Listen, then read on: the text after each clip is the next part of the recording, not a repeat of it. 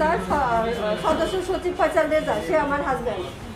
সে বিয়ের পরের থেকে টানা প্রায় 3 বছর সে আমার উপরেই ডিপেন্ড ছিল। তার তো কোনো ইনকাম ছিল না, টাকা পয়সা ছিল না। তার সমস্ত কিছুই আমি বহন করছি, তার খাওয়া পড়া, তার ট্রিটমেন্ট।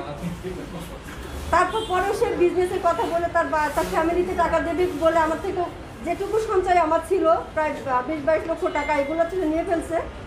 সে আমার গোল্ড চুরি করছে এবং কোম্পানি টাকা পর্যন্ত আমার আলমারি থেকে চুরি করে নিছে।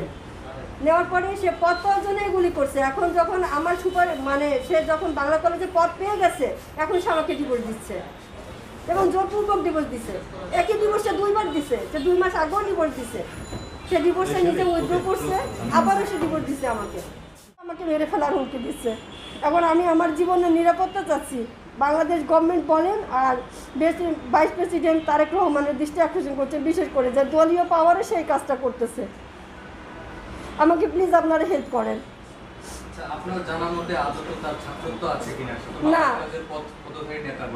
আমার জানার মতে সে তো ছাত্র তো থাকার কথা না, এটা আপনারা আসলে খোঁজ নিলে পারবেন।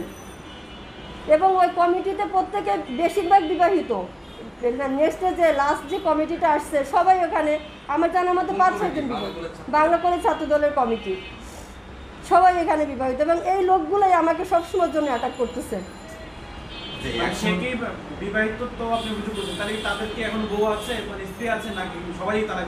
না না, সবাই তো সংসার করতেছে এবং কেউ কেউ ঝামেলাও করতেছে। তাদের ওয়াইফরাও আমার সাথে যোগাযোগ করে। একজন তো প্রেগনেন্ট, সে মেয়েটা সারাক্ষণ ফোন দিয়ে কান্নাকাটি করে, দিগন্তের ওয়াইফ। যাই হোক, হ্যাঁ।